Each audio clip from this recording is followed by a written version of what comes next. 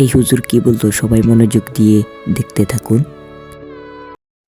আপনি যদি এখন মারা যান কালকে একদিন হয়ে যাবে, আপনার মোবাইলে গান থাকবে, অবস্থা আপনি মারা যাবেন, মানুষ দেখবে আপনার মোবাইল চেক করে ওইটাতে গান আছে।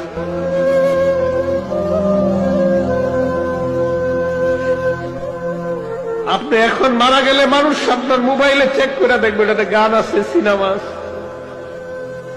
গুনার কারণে না ভয় লাগে, গুনার জন্য না ভয় লাগে।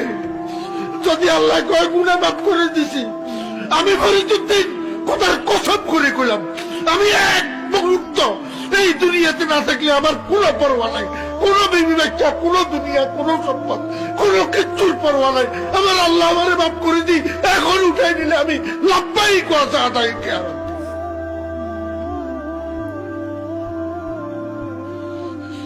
কিসের দুনিয়া? খালি গুনার জন্য না ভয় লাগে।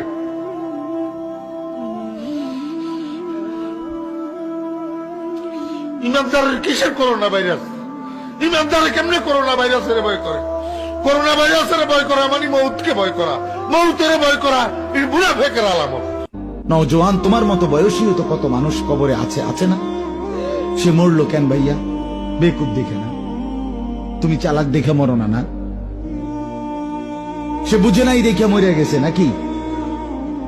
তো মালিক দয়া করেছে বলেই তো আমি আর আপনি এখনো বেঁচে আছি।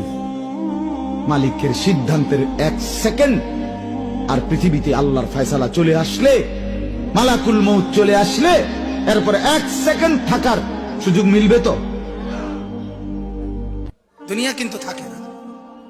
আজ রাত যার বাসর ঘর তারও ভোর হবে, আজ রাত যার জেলখানা, ফাঁসির রাত, তার রাতও কি হয়ে যাবে?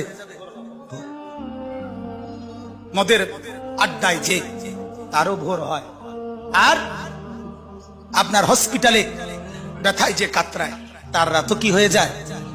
শেষ। দুনিয়া থাকে না, দুনিয়া ধোকা। দুনিয়া কি বলেন না? আসলে কথাগুলো আমার থেকে অত্যন্ত ভালো লাগছে। ভালো লাগলে শেয়ার করে দেন।